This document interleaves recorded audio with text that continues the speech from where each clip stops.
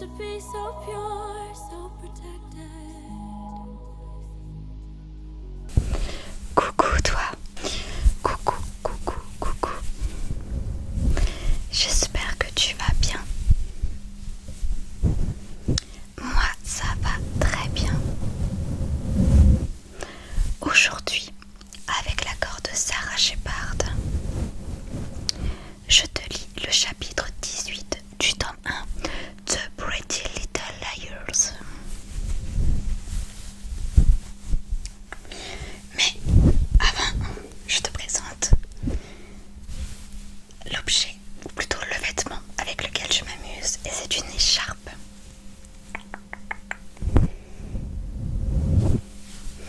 C'est une écharpe que j'ai depuis des années. C'est ma soeur qui me l'a offert il y a des années. C'est une écharpe avec des têtes de mort dessus. Bon, je suis pas sûre qu'on verra très bien. Mais du coup, elle se présente comme ça.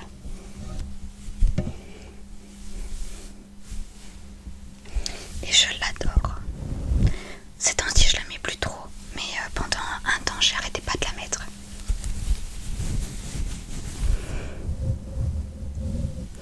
Je suis une méga fan des écharpes. Chez moi, je crois que j'ai au moins une dizaine d'écharpes. Je les adore toutes.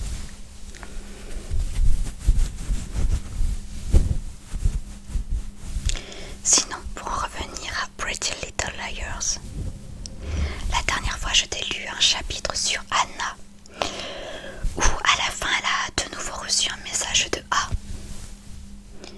Et le message lui rappelait une certaine période. Puisqu'il faut savoir que le père de Anna a refondé une famille avec une autre femme. Et cette autre femme, elle a des enfants. Notamment une fille avec qui Anna ne s'entend pas très bien.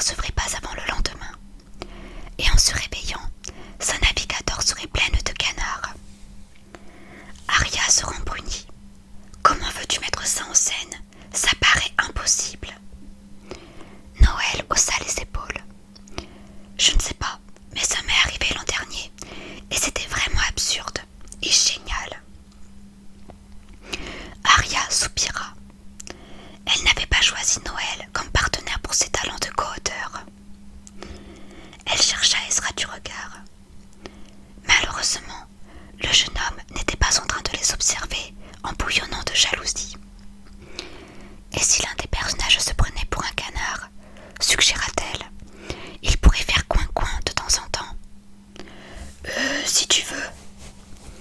Noël nota l'idée sur une feuille de papier avec un Mont Blanc au capuchon mâchonné.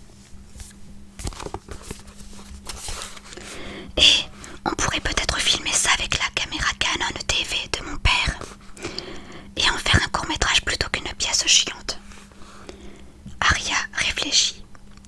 C'est vrai que ça pourrait être cool, lui accorda-t-elle. Noël sourit. Dans ce cas, on peut garder la scène avec la Navigator. Je suppose que oui. Aria se demanda si les Khan avaient vraiment une Navigator à sacrifier. Ça ne paraissait pas improbable. Noël donna un coup de coude à Mason Byers, qui était en binôme avec James Fried. Et mon pote, il y aurait une Navigator dans notre pièce et des explosions. Aria sursauta. Comment ça, des explosions? Pas mal, approuva Mason. Aria pinça les lèvres.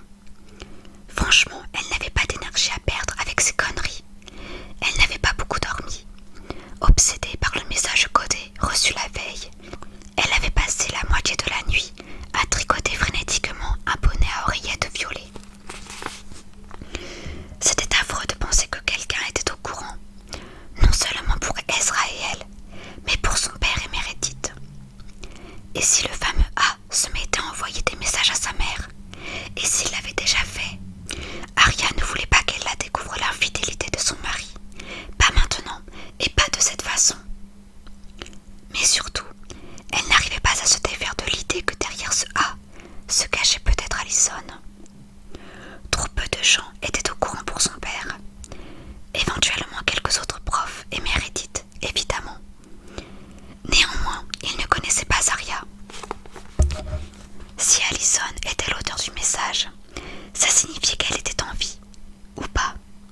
Son fantôme aurait facilement pu se glisser par les interstices de la porte des toilettes des femmes du Snookers. Et il arrivait parfois que l'esprit des morts entre en contact avec les vivants pour se faire pardonner. Pas vrai? Comme un dernier examen à passer avant d'être admis au paradis.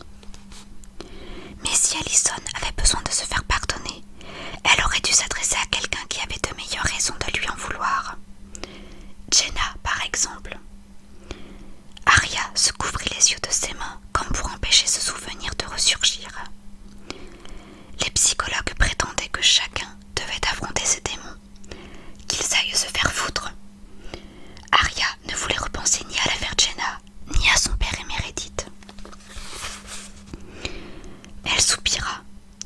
Dans des moments comme celui-là, elle regrettait de s'être éloignée de ses anciennes amies. Anna ne se trouvait qu'à quelques mètres d'elle, 3 pupitres plus loin.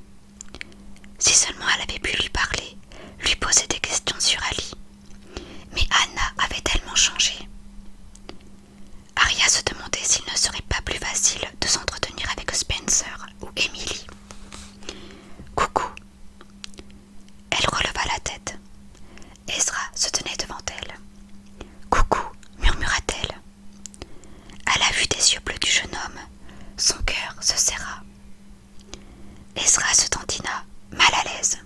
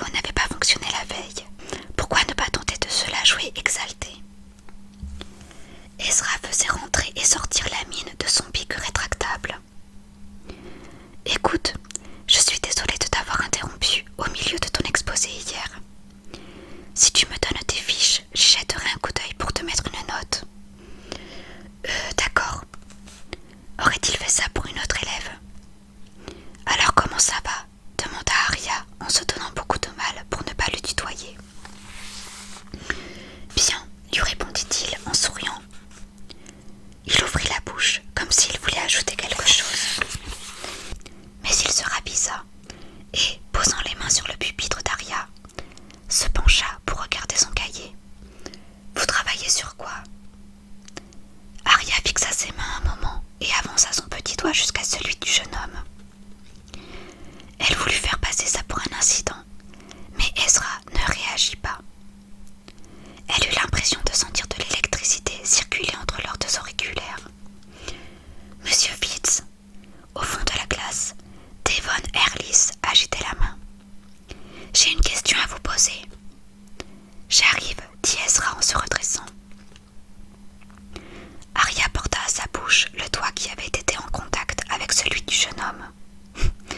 Elle le susauta un moment en observant Ezra et en espérant que ce dernier reviendrait vers elle. Mais il n'en fit rien. Très bien, elle se rabattrait donc sur son plancher comme jalousie. Se tournant vers Noël, elle lança. « Je pense qu'il faudrait insérer une scène de sexe dans notre film. » Elle avait parlé très fort, mais Ezra était toujours penché sur le pupitre de Devon. « Bonne idée !» acquiesça Noël avec enthousiasme, le type qui se prend pour un canard à une touche. « Oui, avec une nana qui embrasse comme une oie, » répondit Arya. Noël éclata de rire, et comme on s'embrasse une oie, Arya pivota vers le fond de la classe. Ezra s'était retourné vers eux. Parfait. Comme ça. Elle se pencha et fit claquer un baiser sur la joue de Noël. Le jeune homme sentait étonnamment bon. Le baume arasé Blue Eagle de Kills lui semblait-il. Pas mal, chuchota-t-il. Occupés par leur discussion animée, les autres élèves n'avaient rien remarqué. Mais près du pupitre de Devon, Ezra se figea. « Tu sais que j'organise une soirée aujourd'hui ?» demanda Noël en posant sa main sur le genou d'Arya. « Oui, j'en ai entendu parler. »« Tu devrais venir. Il y aura plein de bières et aussi des tas d'autres alcools. Du scotch par exemple. Mon père les collectionne. Tu aimes le scotch ? » « J'adore. » Arya sentait le regard d'Ezra lui brûler le dos. Elle se pencha vers Noël. « D'accord, je viendrai volontiers. » Le pic d'Ezra lui échappa des mains et tomba par terre. Inutile de me demander s'il m'a entendu ou non. Songea